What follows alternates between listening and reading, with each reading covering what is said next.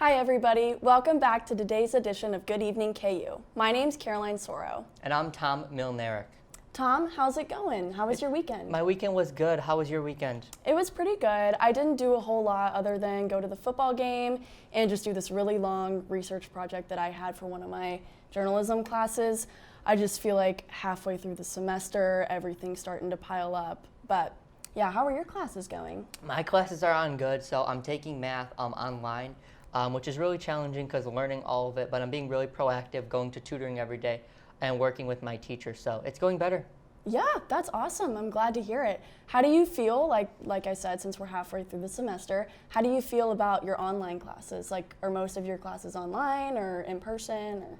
Most of my classes are online, except the math can be in person or online, but I choose to go online because I don't prefer wearing a mask in class. Yeah, I feel like that's how a lot of people are feeling at this point.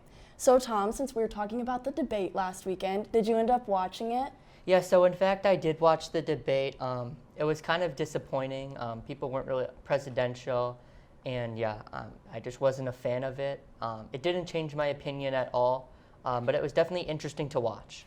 Yeah, I completely agree. I definitely, after I turned the debate off, I was honestly more confused than I was going into it. I feel like, the two candidates really just didn't get anywhere at all. It was definitely interesting to watch for sure. But yeah, so will you be voting this year? Yeah, I'm going to be voting this year. It's really important to go out and vote. There's a lot of organizations like KU Hillel that are encouraging you to vote because if you want change in this country, you're going to have to vote and your voice will be heard. Yeah, I completely agree. I think that KU student organizations are doing a great job of encouraging all of us here to go out and vote by having signs on campus and drawing on the sidewalk and everything. I think they're doing a great job trying to raise awareness and stuff. And I also think that they're doing a good job trying to raise awareness for other social issues like diversity and just, really supporting things that matter to you. So for example, one of my journalism classes, J488 that I'm in, we had to produce videos about diversity this past week. And I just thought it was interesting when I was in class watching everybody's different perspectives about diversity. So we're actually gonna watch the video that I produced for this class, which is about how people use diversity differently through social media. So yeah, stay tuned and we'll be back with that video after the break. Diversity. What is diversity? It can be an umbrella term for a variety of things, ranging from diversity among different people, places, cultures, and ideas, to the way people express themselves and the way they interact with the world. In today's world, people interact with one another and share their thoughts through social media. Let's take Twitter, for example. How are people of different backgrounds, ethnicities, and sexual orientations with different political beliefs, interests, and job titles using this platform differently? Currently, celebrities are interacting with their fans on Twitter by speaking their minds, sharing their beliefs, and supporting social issues. Professional sports figures and organizations in the United States are using Twitter to support social causes and bring attention to current social matters, such as encouraging their fans to vote. Users are voicing their opinions about current issues surrounding racial inequalities, social injustice, and police brutality in the United States. There's diversity in the way people are discussing the upcoming presidential election, especially regarding their opinions of each candidate.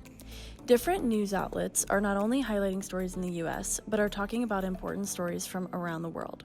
But many Twitter users don't post about controversial matters or social issues at all. Rather, they use their platform to create memes and post funny content for entertainment. While many topics going around this app involve social issues and political opinions, Twitter creates a space where people can pull together collections of diverse thoughts, comments, opinions, goals, and even a little humor too. So how can we use this platform to express our differences?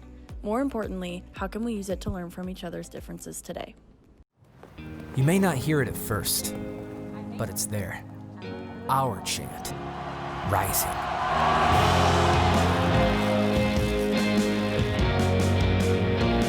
On this summit, callings converge, voices unify into a chorus that sounds out for good, for greatness. Can you hear it? Hi, and welcome back everyone. I'm Jenna. And I'm Andrew. Let's talk about that Kansas football game this weekend. Jenna, were you able to catch the game? Yes, I was, and it was honestly hard to watch. The Jayhawks suffered a tough 47-7 loss against number 17 Oklahoma State this weekend. According to the Daily Kansan, the reason the Jayhawks struggled was due to their lack of experience on defense. Many defensive starters were inactive for undisclosed reasons, leaving inexperienced freshmen to fill their shoes for the big game. Needless to say, there are definitely some things the team needs to work on.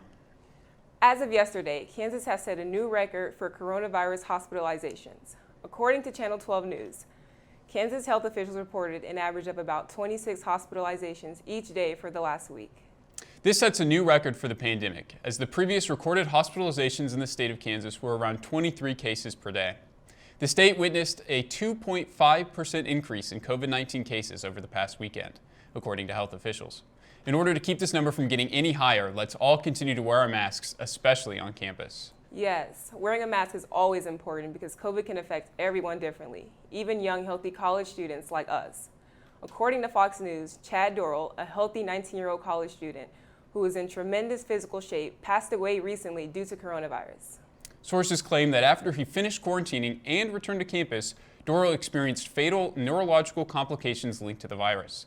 This virus is still very unpredictable and can have a devastating effects on the healthiest of people. Please remember to be careful and conscious to protect yourself and others from getting sick. In other news, TikTok trends are continuing to take younger generations by storm, even though some of them are dangerous health-wise. According to the USA Today, the Benadryl challenge, which is prompting teens to take large doses of the medicine, has completely taken over the app recently. The FDA has confirmed that serious complications can result from partaking in the challenge, and they are working to ban it from the app completely.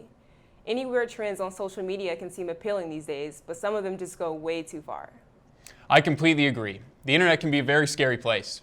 Speaking of scary, Jenna, have you seen the latest on the West Coast wildfires? Yes, I saw that California recorded its largest wildfire in modern history as the August complex fire continues to scorch the northern portions of the state. CNN reported that the fire has now burned more than 1 million acres of land, reclassifying it from a mega fire to a gigafire. I know, it's crazy. Thankfully, this blaze is almost under control, as CAL FIRE reports that the fire is nearly 58% contained as of this morning. This is the second gigafire to be recorded in 2020, second to the Australian bushfires earlier this year. I'm glad to hear they're finally getting things somewhat under control. Well, I think that's about it for the news today. Thanks for joining us. Lisa Mackay with the sports update. Where you go to college makes a statement about you.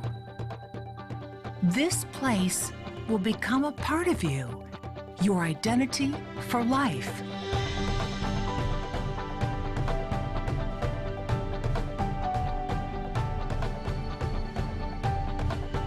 The University of Kansas, a great place to be you. Welcome back to your sports. I'm Reese. I'm joined by my partner, Mackay. Mackay, tell me about the soccer team. For the third time this season, the soccer team won a match by a score of 1-0 after victories over Texas and Texas Tech. The Jayhawks knocked off Kansas State this weekend in Manhattan. Senior Mandy Duggan scored in the 60th minute, and junior goalie Sarah Peters recorded her third shutout of the season. The Jayhawks will next play at Baylor on Friday night. The volleyball team, on the other hand, fell to number 1 ranked Texas in 2 matches this weekend. The Jayhawks start 4 freshmen and hung tough with Texas before losing both matches in straight sets. KU will be home this week with matches against West Virginia on both Friday and Saturday nights. In cross country, the men's team placed 4th and the women's team was 6th at the weekend's Cowboy Jamboree at Oklahoma State. Sophomore Avril Johnson was the top individual finisher, placing 10th for the women. Senior Ben Butler finished in 11th place for the men. The Jayhawks will next compete in the Big 12 Championships on Friday, October 30th at Rimrock Farm. The tennis team began its season this weekend and dominated the doubles competition at the Kansas Invitational. The Jayhawks won 9 singles matches and 13 doubles matches over the 3-day tournament that hosted KU, Iowa State, and Kansas State. The swim and dive team held its intra-squad meet this weekend in preparation for the upcoming virtual season. Next up will be the virtual 5,000 on Friday afternoon in Robinson Natatorium. And finally, the football team, they lost again, 47-7 to Oklahoma State this time. But some other news, KU Athletics took the opportunity to honor two of the greatest players in Jayhawks history. Two larger-than-life bronze statues will now welcome visitors to the Anderson Family Football Complex next to Memorial Stadium. The statues honor Lawrence native John Hadel and Gail Sayers, who just passed away a little over a week ago. Hadel played offense and defense at KU from 1959 to 1961, and then went on to play quarterback in the NFL for 16 years, where he threw for more than 33,000 yards and 240 touchdowns. Sayers started at KU from 1962 to 1964 and was elected to the NFL Pro Football Hall of Fame in his first year of eligibility, despite playing only 7 years because of injuries. He's the only player in NFL history to accomplish that feat. After the break, Adrian's going to tell us how much longer this nice fall weather will last. You may not hear it at first, but it's there. Our chant, rising.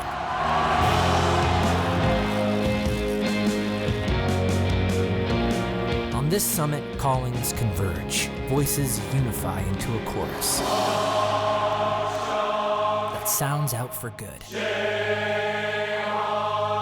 for greatness. Can you hear it? Hello and welcome back to Good Evening KU. I'm Adrian Campa here with your weather forecast. And right now it's pretty warm out there. We're sitting at 80 degrees with mostly sunny skies. And checking out satellite and radar, really nothing going on across the plains. Not one cloud to be seen, and it's pretty nice out there. And we're in this blocking pattern, more of a summer-like pattern, and this is actually going to continue for the next several days before we finally see our next weather pattern move in over the weekend. For this evening from 6 to 9 p.m., temperatures are going to fall from the upper 70s into the low 60s, and our winds are going to remain light from the southwest at 5 miles an hour. For tonight's forecast, a low of 54 degrees with mostly clear skies and a light breeze. Winds will be from the south-southwest at 5 to 10 miles per hour. And for tomorrow, it's going to be hot out there, a high of 93, so more of like a mid-September type of temperature and not October. So we are still in a summery type pattern, but skies will be clear and our winds will be from the southwest at 5 to 10 miles per hour. And turning our attention to the tropics now, Hurricane Delta sitting right here. It's a powerful Category 4 hurricane with winds right now of 145 miles per hour, gusts to 175, and it's moving to the northwest at 17 miles per hour and going to impact the Yucatan of Mexico. It's going to be quite devastating, may even reach Category 5 as it hits Mexico.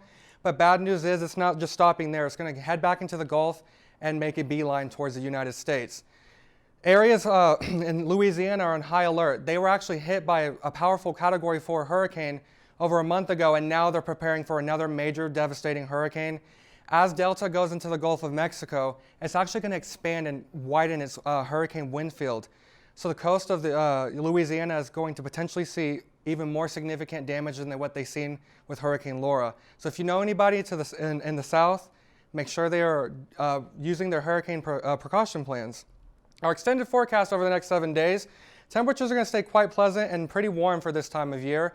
Mid-80s for Thursday and Friday, but then our next cold front's coming through on Sunday, where we do have some 20% chance of some rain. Not really a high chance just yet, but we're going to have to keep an eye on that because we could see some stronger storms with that into Monday morning, cooling off to around 71 and staying in the low 70s after that front passes through. Well, that's all I have for you today. Thanks for watching, and we'll see you next week.